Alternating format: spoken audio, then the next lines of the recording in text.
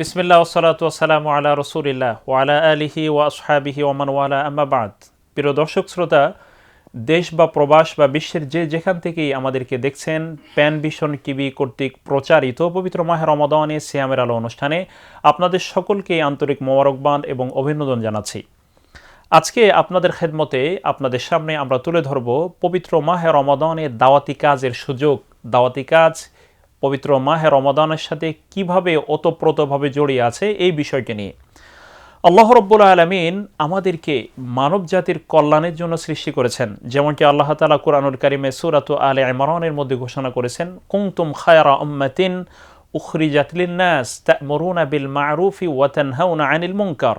আল্লাহ রাব্বুল আলামিন তিনি বললেন যে তোমরা হচ্ছে সর্বশ্রেষ্ঠ জাতি। এই পৃথিবীতে যত জাতি আগমন করেছে আদম আলাইহিস সালাতু ওয়াস সালাম থেকে শুরু করে সর্বশেষ নবী মুহাম্মদুর রাসূলুল্লাহ সাল্লাল্লাহু আলাইহি ওয়াসাল্লাম পর্যন্ত সমস্ত জাতির মধ্যে আল্লাহ তাআলা উম্মতে মুহাম্মাদি তথা আমাদেরকে শেষ নবীর উম্মতকে সর্বশ্রেষ্ঠ উম্মত বলে ঘোষণা করেছেন। কারণ তিনি বললেন যে তোমরা হচ্ছে সর্বশ্রেষ্ঠ জাতি। কেন তোমাদেরকে করা হয়েছে? তোমাদেরকে সৃষ্টি করা হয়েছে মানবতার কল্যাণের জন্য। আর সেই কল্যাণ তোমরা কিভাবে করবে? তা'মুরুনা বিল মা'রুফি ওয়া তানহাউনা আনিল মুনকার। তিনি বললেন যে তোমরা মানুষকে সৎ কাজের আদেশ দিবে, অন্যায় কাজ থেকে নিষেধ করবে। দেখুন, এই যে আল্লাহ রাব্বুল আলামিন সৎ কাজের আদেশ, অসৎ কাজ থেকে নিষেধ করবার জন্য আমাদেরকে সৃষ্টি করেছেন। একই সাথে দেখুন, রমজান মাসে আল্লাহ তাআলা রমজানে রোজা রেখে মূলত সমাজটাকে কি থেকে বাঁচাতে চান?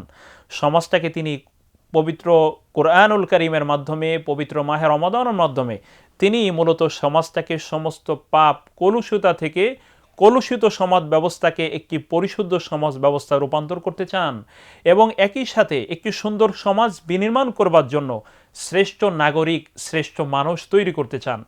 এখন দেখুন, যে রমজান মূলত রিপুকে দমন করে আল্লাহ তাআলার রঙে আমাদের নফসকে নিয়ন্ত্রণে রাখার জন্য, আমাদের রঙে আমাদের সমস্ত আত্মাকে, আমাদের আত্মা, আমাদের কাজ, আমাদের চরিত্র সব কিছুকে আল্লাহ তাআলার রঙে রঙিন করার জন্য যে আল্লাহ রমজানের বিধান দিয়েছেন, এর মাধ্যমে মূলত তিনি যে বিষয়টি চান সেটি হচ্ছে একটি শ্রেষ্ঠ জাতি হিসেবে মানুষ তৈরি হোক, যে জাতির মাধ্যমে একটি সুন্দর সমাজ ব্যবস্থা, একটি সুন্দর সমাজ, একটি সুন্দর দেশ গড়ে উঠতে পারে।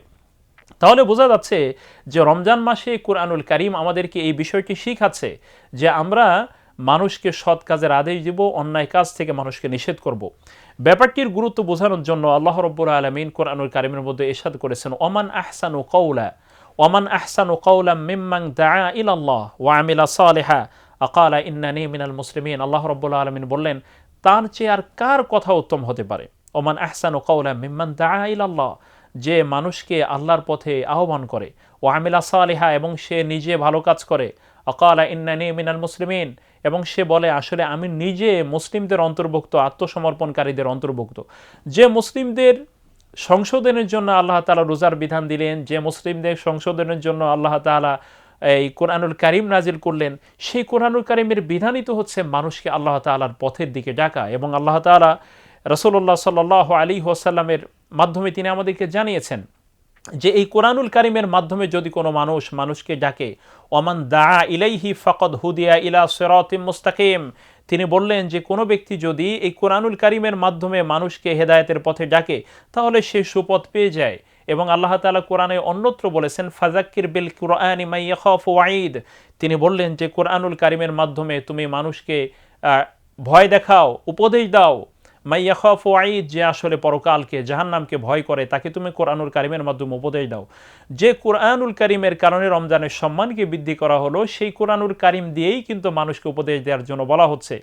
সুতরাং আমরা তো রমজান মাসে একটি দৃঢ় সিদ্ধান্ত নেওয়া দরকার যে আসলে যে রমজানের রোজা আল্লাহ তাআলা আমাদেরকে দিয়েছেন, সুতরাং আমরা এই রমজানের রোজা রেখে শুধু নিজেরাই পরিশুদ্ধ থাকবো না, বরং আমাদের আশপাশ, আমাদের যারা প্রতিবেশী আছেন, আমাদের দেশবাসী আছেন, সমাজবাসী আছেন, তাদেরকেও আমরা যেন সত্যের পথে আহ্বান করতে পারি, ডাকতে পারি, আসুন এই কোরআনের রঙে আমরা রঙিন হই, আসুন কোরআনের আলোকে আমাদের চরিত্রকে গঠন করি, আসুন কোরআনের আলোকে আমরা আমাদের সমাজটাকে আলোকিত করি, নিজেরাও আমল করি, অন্য মানুষকে আমলের জন্য আহ্বান করি।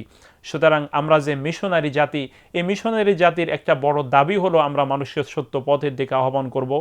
আসুন আমরা কুরআনুল কারীমের আহ্বান মানুষের কাছে পৌঁছে দিয়ে পবিত্র রমজানে আমরা মানুষের কাছে সত্যের দাওয়াত পৌঁছে দেই।